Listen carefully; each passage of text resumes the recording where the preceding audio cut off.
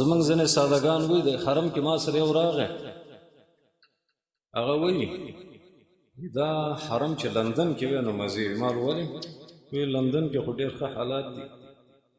نو ما چې د داخله سړی په دې څوک وایي چې دا څه د پاسه 10 غاښونه ټول دې وباسي چې تا ته $100 میلاویږي او تاسو د کافرو صفت کې یو عاجزه زنانه د عافیه او دا بربنډه چې د تحقیق ته وړاندې کیږي او کله وی پتا 100 کاله جیرو خطه دا سره هم کوي په یو بمباري کې ماشومان او زنانه مړ کی ملکونه یوران کا هسپتالونه یوران کړو او په فلسطین کې د نیمه صدۍ نه زیات د هغوی وال ټکول دي او ته په دې خله د يهودو د نصارو صفت کې الله سبحانه و تعالی قران کې ویلي دي چې دنیا کې بے رحم خلق يهوديان دي، بے رحم.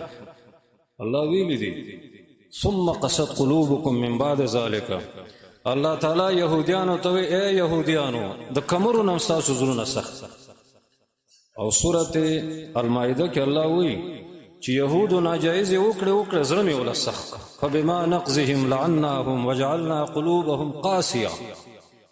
چې ګنايونه وکړه د زړه نه رحم ختم. وګوره مو خو نه ګورم موږ سره دا موبایل نشته نه پیږم نه خدا څوک چې ویډیوګانې ګوري د فلسطین په کمزور باندې د دې څومره ظلمونه دي. د دنیا نور کافرانو ګوره دنیا کې د امن دین او دنیا کې د رحم دین چې د الحمدلله زمونږ دین د چغه اسلام دی.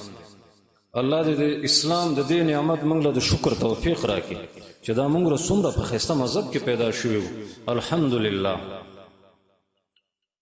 زمونږ دین کې انسانان نه بلکې زمونږ په دین کې د چارپایانو د رحم خبره هم ده. د هغه مسلمانانو ثوابونه دي چې کور کې پښو باندې رحم کوي، په سپي باندې رحم کوي، په میږي باندې رحم کوي او په غوا او په ګډه وزه باندې د الله رضا لپاره رحم کوي.